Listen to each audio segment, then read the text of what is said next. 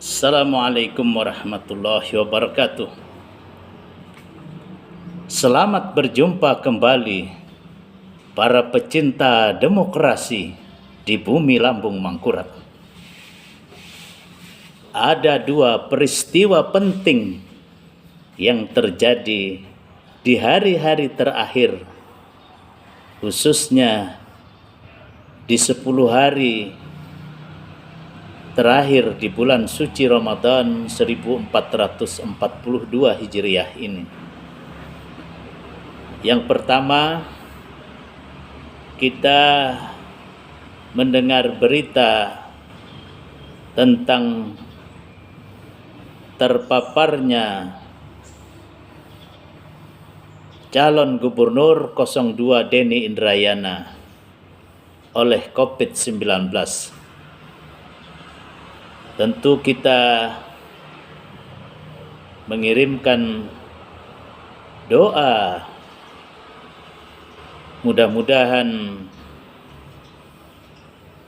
Allah Subhanahu wa Ta'ala mengangkat virus COVID-19 yang sedang menghinggapi dirinya, dan mudah-mudahan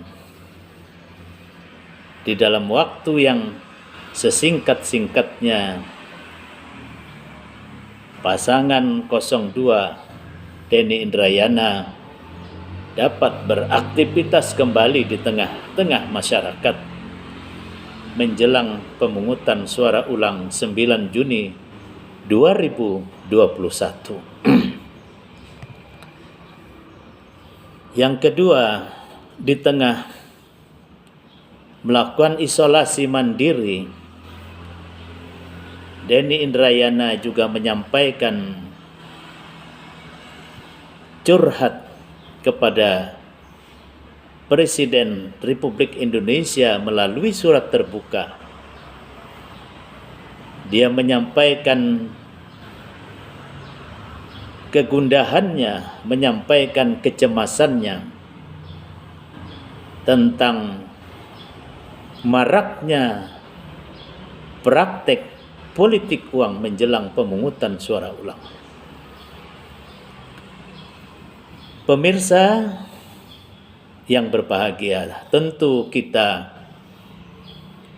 menghormati, menghargai hak hukum, hak individu yang dimiliki oleh Denny Indrayana sebagai warga negara untuk menyampaikan pikirannya, perasaan hatinya kepada kepala negara.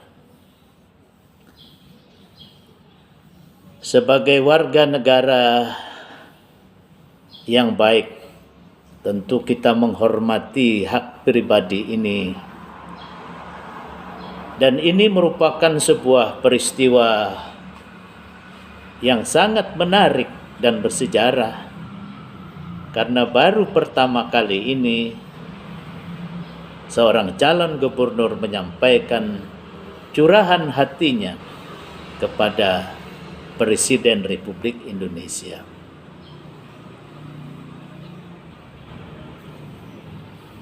Namun kita pun menyadari bahwa pelaksanaan pemilihan kepala daerah sesungguhnya juga telah diatur oleh undang-undang, bahwa pelaksanaan demokrasi itu diselenggarakan oleh Komisi Pemilihan Umum dan diawasi oleh Badan Pengawas Pemilu. Artinya secara teknis pemerintahan berdasarkan undang-undang sudah ada lembaga yang menangani pelaksanaan pemilu dan pengawasan jalannya pemilu itu sendiri. Sehingga wajar jika ada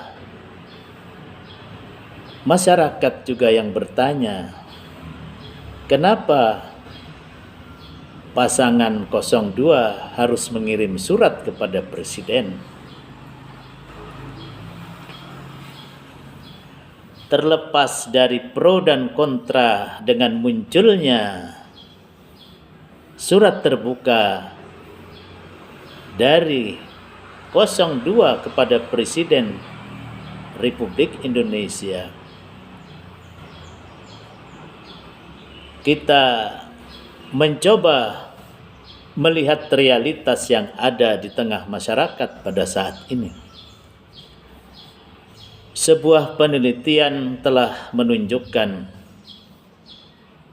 bahwa di kota Banjarmasin khususnya, masyarakatnya hampir 70%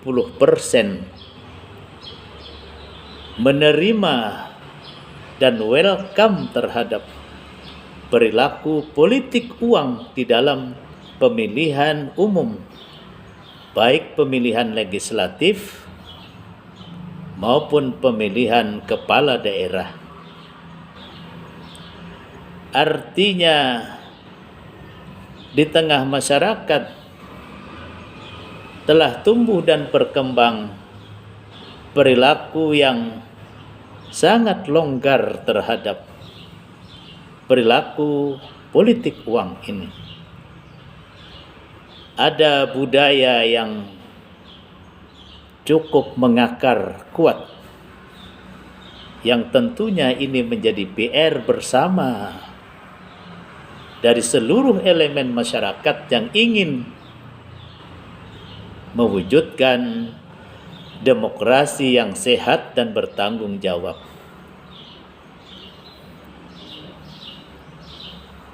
Denny Indrayana sebagai calon gubernur merasakan bahwa masifnya politik uang menjelang pemungutan suara ulang 9 Juni 2021 yang akan datang cukup mencemaskan dan mengkhawatirkan dirinya, sehingga dia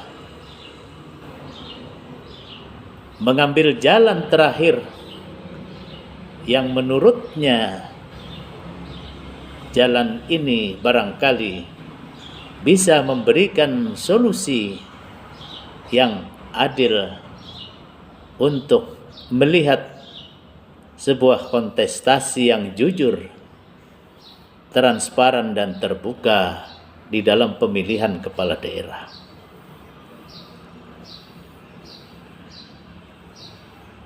Pemirsa, pecinta demokrasi yang saya cintai, memang perjuangan menegakkan demokrasi yang sehat dan bertanggung jawab adalah menjadi tanggung jawab kita semua warga masyarakat, semua stakeholder yang ada di dalam pelaksanaan pemilihan umum memiliki tanggung jawab moral untuk mewujudkan pemilu yang jujur dan adil. Inilah tantangan dari masing-masing calon yang saat ini sedang berkompetisi untuk memperebutkan jabatan gubernur pada periode mendatang. Masifnya praktek politik uang bukanlah pekerjaan sederhana untuk dihapuskan atau dihilangkan. Dibutuhkan semangat yang tinggi, kerja keras, kemauan politik yang kuat, dan kesadaran masyarakat sebagai pemilik hak mandat penuh untuk menentukan pilihan di dalam menentukan pilihan pemimpin. Dengan kata lain, kesadaran pemilih adalah menjadi kata kunci untuk kita keluar daripada budaya politik uang ini. Tentu kita juga menyadari bahwa kondisi masyarakat kita, terlebih di era pandemi COVID-19 ini, di mana faktor ekonomi menjadi problem utama masyarakat. Di samping sosial ekonomi masyarakat kita yang pada umumnya masih berada pada tataran tingkatan dengan pendidikan hanya berkisar pada pendidikan sekolah menengah lanjutan pertama. Tentu ini menjadi persoalan-persoalan budaya yang tidak bisa diselesaikan di dalam waktu yang pendek dan singkat. Sehingga Denny Indrayana sampai curhat kepada Presiden untuk memberikan perhatian dan melakukan tindakan-tindakan konkret sebagai kepala negara.